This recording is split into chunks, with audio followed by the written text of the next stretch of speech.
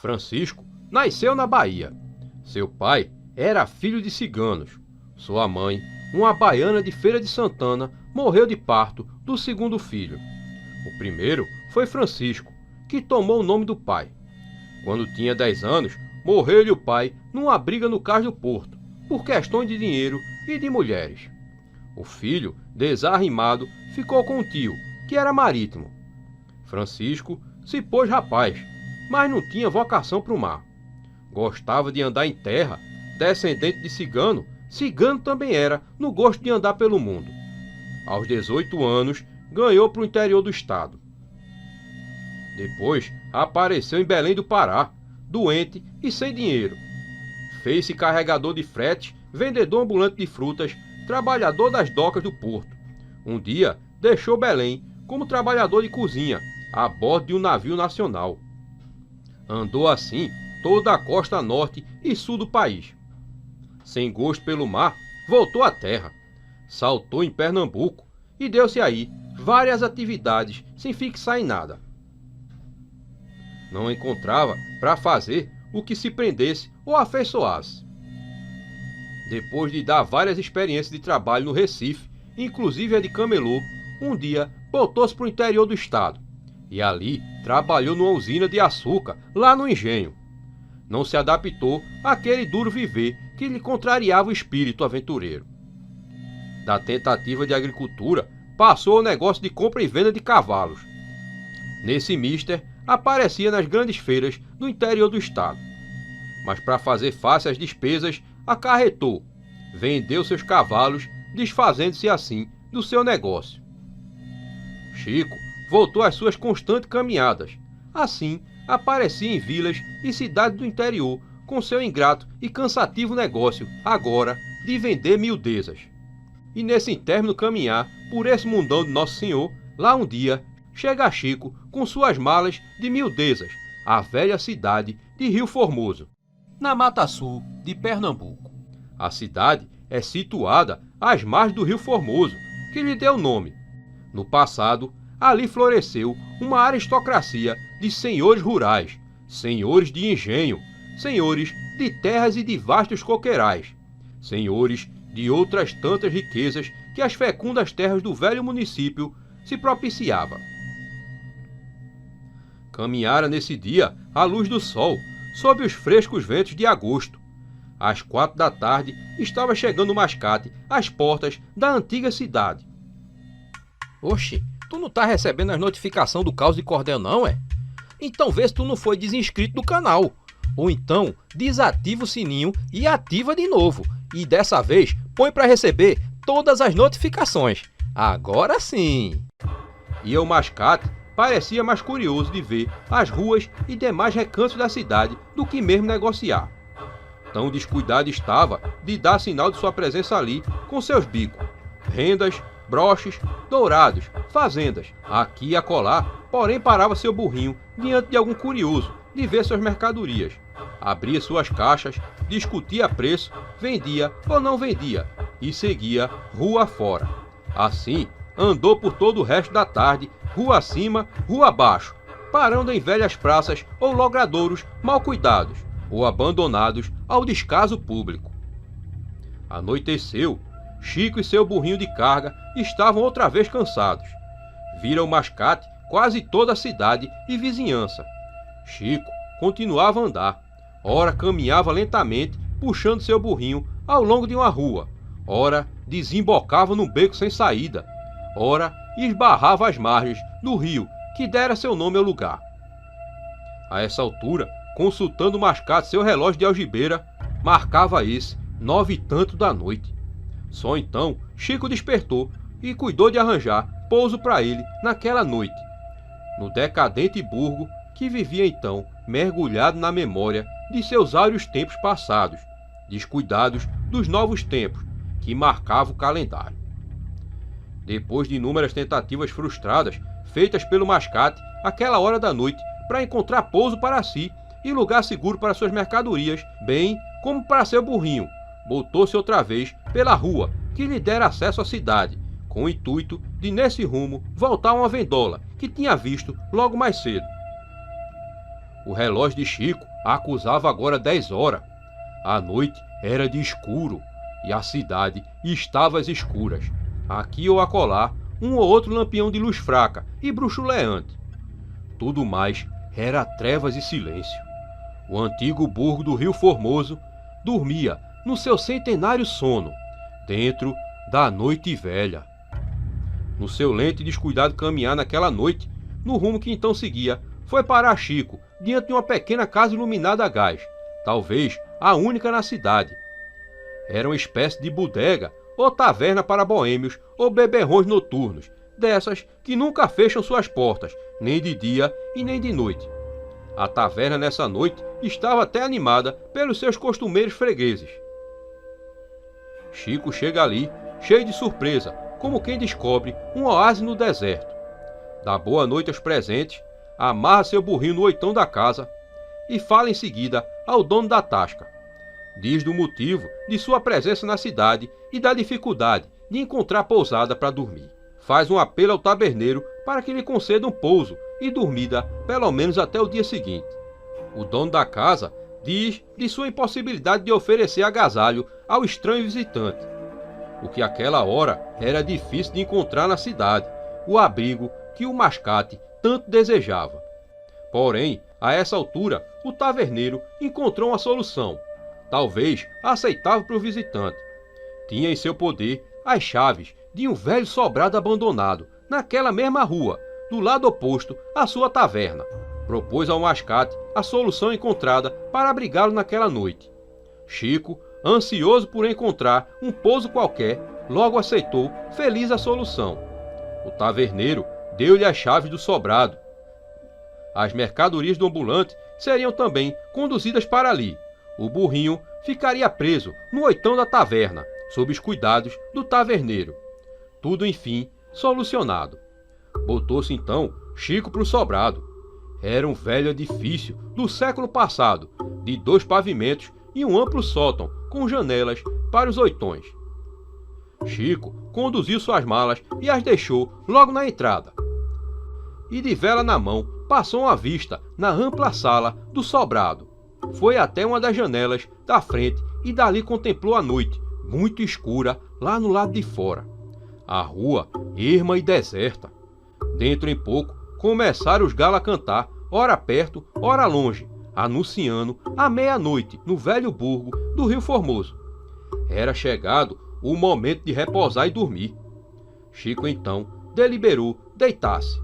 Fumou seu último cigarro, fez o sinal da cruz sobre o largo peito e em seguida espichou-se na sua macia rede do Ceará, que sempre o acompanhava em suas constantes caminhadas e aventuras nesse mundão de Nosso Senhor. Corriam as horas, corria o tempo, e agora dormia Chico.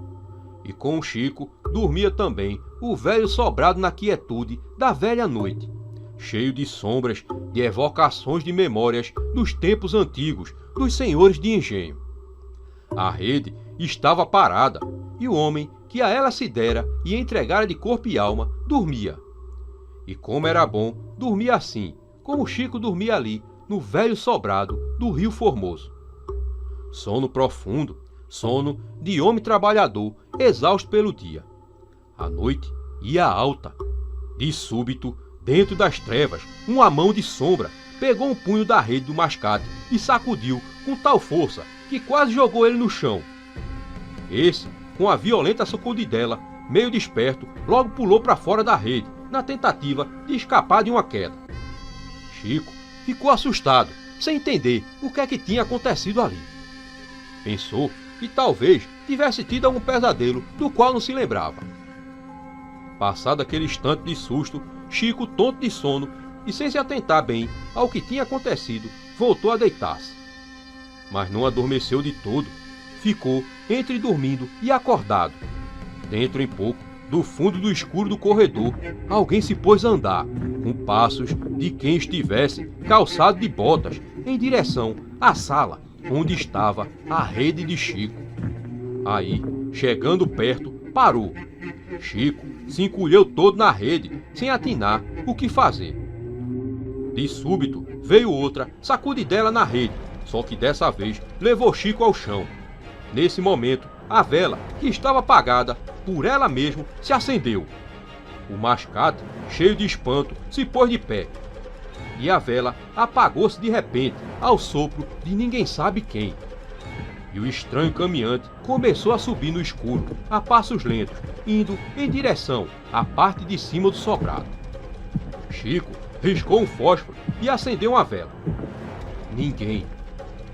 A sala estava limpa. O mascate vai de vela à mão até uma das janelas, que dava para a rua.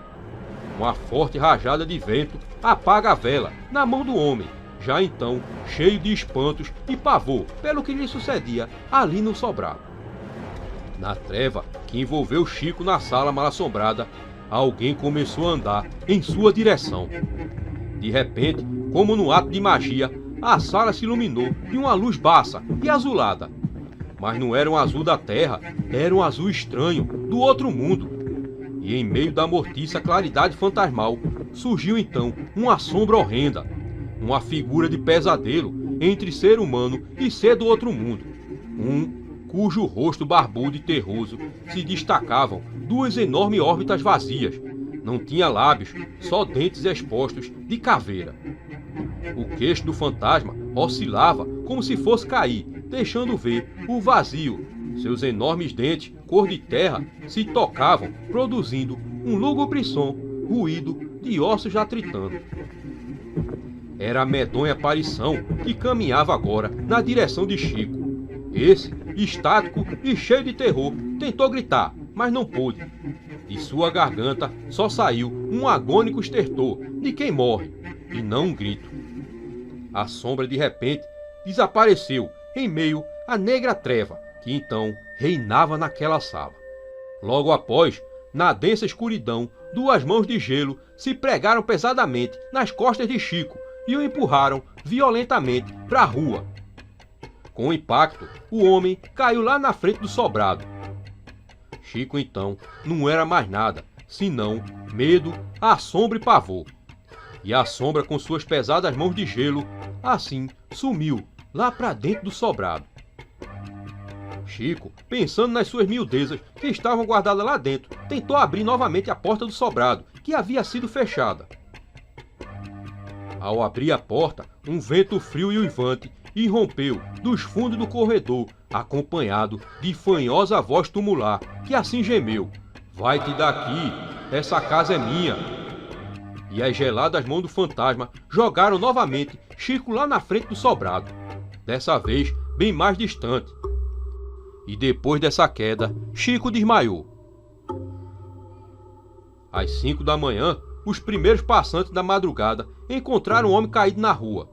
Esse homem era Chico, que começava a despertar de seu torpor e emergir de seu pavor. Levaram-no para a bodega onde ele tinha estado na noite anterior. Um dos costumeiros frequentadores da taverna, antigo morador da cidade, contou que ali tinha morado um barão muito maldoso, que judiava dos seus trabalhadores, e que, pegando uma doença, tendo seu negócio já falido, decidiu se matar naquele sobrado. O rapaz pegou as miudezas de Chico lá dentro do sobrado, e naquela mesma manhã, Chico partiu no seu burrinho para nunca mais voltar para as terras de Rio Formoso.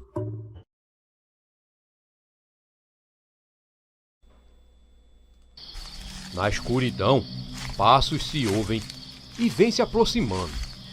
Era uma boca da noite de dezembro do ano de 1916. Boa noite, seu Julião. Seu Julião acende o cachimbo, resmunga, coça a cabeça branca de negro velho e diz: "Boa noite, seu moço Paulino. Alguma novidade da Casa Grande?" O moço da Casa Grande responde: "Nada não, seu Julião.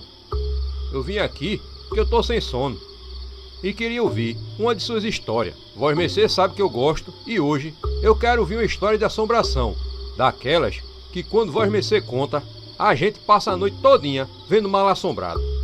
Seu moço, tem coisa que às vezes nem é bom falar em noite escura", diz o velho. "É verdade, seu Julião, que o senhor conhece a história do fantasma do bueiro da usina Cucaú?" "Sim, seu moço Paulino. Mas eu mesmo não vi nada." Contava essa história meu avô, que aqui trabalhou muitos anos, desde antes do banguê até a botada da usina. E havia engenho aqui antes da usina? Pergunta Paulino. Havia, sim, senhor. Em Pernambuco, usina sempre nasceu nas terras dos engenhos. Tudo quanto foi engenho de ontem está hoje na barriga das usinas. Então tem muito para contar. E começa a história aí, seu Julião? É, seu moço, tem muito o que contar até chegar ao bueiro da usina.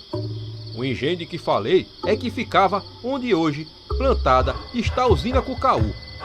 É possível que tivesse ele o nome da usina hoje, pois acontecia sempre a usina tomar o nome do primeiro engenho, a qual ela engolia, assim que nem diz o povo. E prosseguindo, o engenho era então de um senhor de cor, um preto rico, de nome Gedeão, se não me engana a memória, e foi legado de um senhor branco, dono, nesse tempo, de muitos engenhos, e que o criou na Casa Grande. O preto sabia ler e escrever, e era muito vivo, como dizia meu avô. Enriqueceu e casou com uma moça clara. O casal teve filhos. Pois bem, com o tempo, mais rico ainda, foi ficando o senhor do engenho Gedeão. Depois vieram as crises, as doenças da cana, o açúcar de outras terras atrapalhando o nosso e também a morte do padrinho dele, que muito o abalou. E o senhor do engenho Gedeão, por tudo isso, sofreu muito, na sua saúde e nas suas posses.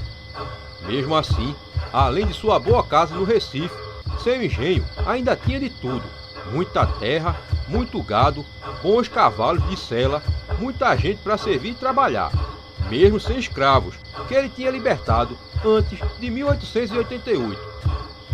Casa grande de tijolo e cal, e uma capela onde um padre, nos bons tempos, rezava a missa no domingo de cada mês. Nessa capela tinha o senhor Gedeão uma imagem de São Benedito, santo de sua devoção e padroeiro da capela. Essa imagem, que media cerca de 50 centímetros de altura, foi encarnada no Recife e benta na Igreja do Rosário dos Pretos, naquela cidade. E quando ela foi entronizada em seu altar, na capela houve uma grande festa no engenho. E foi dessa imagem, como dizia meu avô, que partiu toda a história da assombração do bueiro de Cucaú. Oxi, tu não tá recebendo as notificações do Caos de Cordel não, é? Então vê se tu não foi desinscrito do canal. Ou então, desativa o sininho e ativa de novo. E dessa vez, põe para receber todas as notificações. Agora sim! Depois da crise de 1888 e das crises que vinham abalando os engenhos de seus senhores, e particularmente o senhor Gedeão, com a morte de seu padrinho, desorientou-se um tanto nos seus negócios.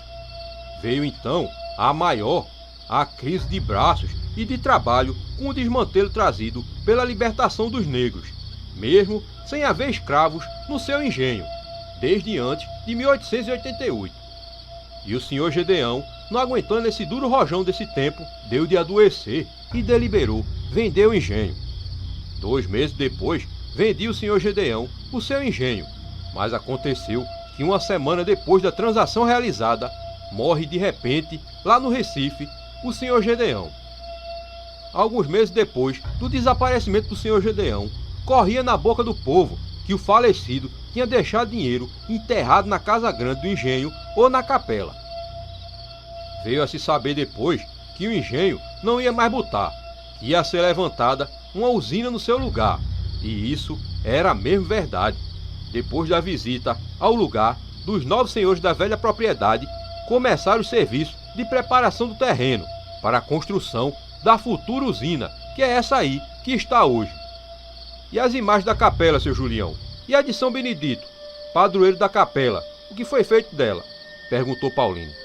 Falou-se que as imagens foram doadas pela viúva a uma igreja de Rio Formoso. E a de São Benedito, essa é um mistério que acompanha essa história. Porque ela não ficou na capela, também não seguiu com as outras para Rio Formoso, e nem ficou com a viúva. Apareceu depois aqui mesmo em Cucaú, e de maneira estranha, que até hoje ninguém pôde explicar. A coisa aconteceu nas escavações do terreno para a construção da usina, acompanhada de sangue e mortes, Com sangue e morte, seu Julião? Pergunta o rapaz. Sim, senhor. Espere mais e vai saber como tudo aconteceu nesse dia, que já vai longe no tempo. Após uma breve pausa, prossegue Julião. Derrubado tudo que já se viu, chegou a vez da Casa Grande e da capela, que ficavam num dos oitões da moradia dos antigos senhores do engenho. Então foi destelhada e derrubada a Casa Grande. E nada de botija? Pergunta Paulino. Nada, responde Julião e continua. Só faltava agora a capela. Será que vai sair a botija agora do defunto? Interrompe Paulino, muito curioso outra vez. Paciência, seu moço. Tudo chega a seu tempo. A capela era o que restava da história do engenho que desaparecia. Era o que estava para derrubar no velho engenho, depois de ter derrubado a Casa Grande. E nada tinha sido encontrado. Era numa tarde de setembro de 1889 ou 1890. Eu não me lembro bem do ano referido por meu avô. Uma turma de trabalhadores deu começo à derrubada da capela do engenho. Como tantos outros da região, ia virar mais uma usina. Destelhada a capela, posta abaixo suas grossas paredes, passou-se ao arrancamento dos seus alicerces. Já querendo escurecer, no deslocamento de uma das lajes do piso, foi encontrada uma grande moeda de cobre. Encontrado o dobrão de cobre, grande alvoroço da turma de trabalhadores e dos curiosos que acompanhavam os trabalhos da derrubada da capela. Parou todo mundo de trabalhar e, de ordem do cabo da turma, um sarará de Porto Calvo, que gritava mais para seus homens do que trabalhava, chegou por mãos de um preto um ferro de cova e por esse passou a ser usado na escavação do lugar onde fora encontrada aquela moeda de cobre. A certa altura do trabalho do preto, o ferro de cova bateu em qualquer coisa lá embaixo. Parecia ter batido numa pedra ou num pedaço de ferro. Pareceu mais ferro do que pedra, pelo som da pancada. O preto estremeceu e parou no seu trabalho. Levantando a cabeça para os presentes, disse: "É a botija!" E todos prorromperam em gritos: "A botija! A botija!" Todos berravam. E o sarará berrou: "Quem não é da turma, fora daqui! Fica de longe!" Disse o sarará, afastando os curiosos que queriam ver o que havia sido encontrado. O sarará fez parar os trabalhos e ele próprio desceu à escavação e examinou o que estava lá. E falou: "É uma caixa de ferro." Outra vez prorromperam novos gritos: "A botija! É a botija!" O sarará sai fora do buraco e grita outra vez para os curiosos que haviam voltado ao local da escavação: "Silêncio! E fora daqui quem não é da turma! Pode sair fora!" Com os curiosos agora à distância, e de dentro, há pouco tempo, estava fora do buraco a caixa de ferro, que media cerca de meio metro de altura, com quase a mesma medida de largura. Estava fechada por um cadeado preso por duas argolas de ferro. Isso feito, antes que o sarará o fizesse, o preto abriu a tampa da caixa de ferro. E eis que se viu com grande espanto de todos, dentro da caixa havia terra e carvão. E ainda, para maior espanto de toda a gente presente, lá estava a imagem do Santo Preto, São Benedito. Houve um silêncio de cemitério, quase todos se benzendo e se afastando de perto da caixa de ferro, só ficando junto dela o sarará e o preto. Levanta-se o sarará e lá fica o preto, rezando de joelho, junto à imagem do santo da devoção de todos os negros do Brasil. Dentro em pouco, em meio do silêncio reinante das ruínas da capela, ouviu-se um grito: "A imagem é oca! O olho do defunto está dentro dela!" Então, todos se botaram para a caixa de ferro. O preto, que até então permanecia junto a ela rezando, gritou: "Ninguém toca na imagem! Ela é sagrada!" E assim falando, retirou de dentro da caixa a imagem, que estava cheia de terra e carvão, e levantou-se abraçado com ela, numa atitude de defesa contra a violação da mesma. O sarará, que até então se mantinha calado diante do santo desenterrado, movido pelo grito de que a imagem era oca, tratou de arrebatá-la do braço do preto. O homem reagiu à agressão, travando-se então uma luta entre os dois, que resultou na morte do preto, a golpe de facada, pelo cabra de Porto Calvo, que se apoderara da imagem. O sarará, já de posse da imagem, acaba brigando com outros homens e ferindo 2, que como ele, buscavam a posse da imagem. O Sarará consegue então fugir habilmente com a imagem, sendo perseguido pelo restante dos homens da turma, correndo como veado e pulando como gato, ganha a capoeira próxima e em seguida se embrenha nas matas da redondeza. O preto morreu na luta, como eu já disse, e 2 que caíram feridos no chão da capela morreram no dia seguinte, sendo total de 3 mortos. Foi terrível, seu Julião, tudo que aconteceu aqui. Agora o senhor me diga uma coisa, eu deixei de perguntar mais atrás, que história é essa de dinheiro de botija vira terra ou carvão? Como é que o senhor explica o aparecimento da imagem do santo na caixa desenterrada da capela? Bem, seu moço, quanto à primeira pergunta, diz a tradição pela boca dos antigos que dinheiro de botija vira terra ou carvão quando cavado por quem não merece. Quem em sonho ou por aparição não teve indicação das almas para arrancá-lo, acaba por encontrar, em lugar de ouro, terra e carvão.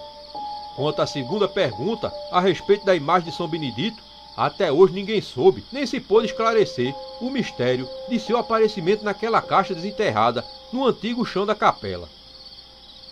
Que coisa estranha, seu Julião, comenta Paulino. Agora vamos voltar à nossa história. Dias depois da morte dos 3 homens de que falei e da retomada dos trabalhos da preparação do terreno em que ia ser levantada a futura usina Cucaú, um caçador encontrou numa boca da mata, perto de Sirinhaém, aberta ao meio, a imagem do santo, aquela mesma que tinha sido levada pelo Sarará de Alagoas. Não era oca coisa nenhuma, era maciça e não tinha nada dentro. Os anos corriam e o tempo passava, e continuava os trabalhos de construção da usina. E lá um dia, isso foi em 1895 ou 1896, eu não lembro bem o ano, estava pronta a nova usina, e nesse mesmo ano botou Cucaú. Fez uma festa para muita gente, um padre do Recife benzeu as canas e a usina. Houve muita falação, muito discurso. A festa durou 3 dias, com muito foguete, muita dança, muita comida e muita bebida. A botada de Cucaú ficou falada por muito tempo, aqui no Recife ou até fora do estado, assim dizia meu avô. Moeu assim o primeiro ano, moeu o segundo. 3 dias antes da terceira botada, do que seria o terceiro ano, aconteceu o que vós mercê vai ver agora. Era 3 da madrugada e o vigia da Cucaú tinha acabado de fazer sua ronda, e agora ele tirava um cochilo. No silêncio daquela madrugada, só o vento remexia no canavial, fazendo um som que parecia de chuva fina. Era aquela a hora de abusão, hora trevosa, hora em que o outro mundo se aproveita. De repente, o vigia ouviu um grito macabro cortando o galpão da usina. "Esse ano Cucaú não bota!" gritou a voz. O vigia se acordou todo assustado ao ouvir aquilo. Estava acostumado com o silêncio e a paz da usina, que fazia nas madrugadas. Ficou um instante tentando entender se aquilo era obra de um sonho ou era de fato acontecimento real. Nem mesmo ele podia saber de que lado tinha vindo o grito. Olhou por todo o galpão e tudo estava conforme ele tinha deixado ao voltar da ronda. Ia voltar para se sentar quando viu a voz gritar novamente, a mesma coisa. "Esse ano Cucaú não bota!" O vigia seguiu pela madrugada na direção de onde o grito tinha vindo. Seguiu apressado. Seria um aluado que tinha invadido a usina. Quando ele chegou no local, viu à sua frente um vulto de um homem negro em frente à boca do bueiro. E antes que o abusão sumisse, ainda o viu, ele repetiu aos gritos, "Esse ano Cucaú não bota!" O vigia, de repente, viu o mal-assombro sumir à sua frente e saiu dali, numa carreira desenfreada, de volta ao seu posto. Ao amanhecer, o vigia contou o que viu e ouviu da noite na boca do bueiro, mas ninguém levou a sério e nem deu importância à assombração do vigia. E no dia da botada da usina, aconteceu o que ninguém esperava. Um enganche nas moendas ocasionou a quebra do eixo de uma delas, e uma outra teve os dentes da roda da engrenagem partido, atingindo um deles a cabeça de um operário que teve a morte na hora. A usina então parou tudo, até que se consertasse. E naquele ano realmente não moeu nada. Assim como aquela entidade tinha avisado, esse ano Cucaú não bota. Assim, no ano seguinte, a Cucaú conseguiu fazer sua butada. E no outro também fez. Mas no ano seguinte, que ia ser o 3 dias antes, o fantasma da Cucaú apareceu de novo ao vigia, gritando a mesma frase: Cucaú esse ano não bota. Prevenido como estava pelo que vira 3 anos antes, o vigia pôde outra vez ver o vulto negro do fantasma do bueiro, que logo sumiu. E na butada daquele ano, novos acidentes aconteceram na usina. Dessa vez, na esteira de levar cana às moendas, e numa volante que teve sua correia de tração partida, apanhando um operário que teve uma morte horrível, com a cabeça arrancada do corpo. E foi por muito tempo que a usina sofreu com isso. 3 anos depois, 3 dias antes da moagem, às 3 da madrugada, a mesma aparição do alto do bueiro da usina e o mesmo estranho grito, dessa vez não só foi ouvido pelo vigia, mas também por outras pessoas do lugar. Cucaú esse ano não bota. No dia da butada, como das outras vezes, a mesma coisa aconteceu. Novos acidentes na usina, mais um operário morto e outros 2 feridos. E tudo parado outra vez. E dessa feita, passou-se mais de um mês com a usina parada. Agora quero chamar a atenção de Vós Mercê, seu moço, para uma coisa que até hoje ninguém soube explicar nessa história. Tudo com o número 3. Repare bem, 3 morreram na luta da capela. De 3 em 3 anos, depois da primeira butada da usina, aparecia às 3 da madrugada o fantasma do bueiro. E sempre 3 morria em um acidente, um de cada vez. E tudo isso depois da aparição do fantasma do bueiro. Que coisa curiosa, seu Julião, disse Paulino. É verdade, moço Paulino. Meu avô dizia que isso deu o que falar e o que pensar para muita gente que estuda nos livros os mistérios dos números, e que isso é coisa de ciência dos antigos. Aquilo acabou por se passar por muito tempo, e o medo do fantasma do bueiro começou a assustar e inquietar toda a gente do lugar. Procurava-se uma explicação para o caso.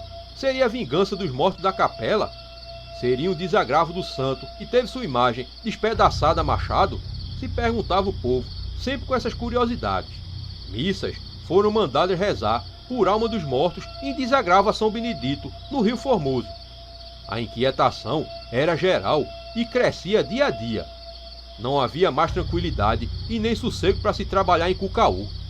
Finalmente, a coisa tocou os proprietários da usina, e um dia, entre outras providências, eles mandaram rezar missas de desagravo ao santo na igreja de Nossa Senhora do Rosário dos Pretos, lá no Recife, onde fora benta a sua imagem, depois de encarnada naquela cidade, e só foi depois de toda essa reza que nunca mais apareceu o fantasma do bueiro da usina de Cucaú.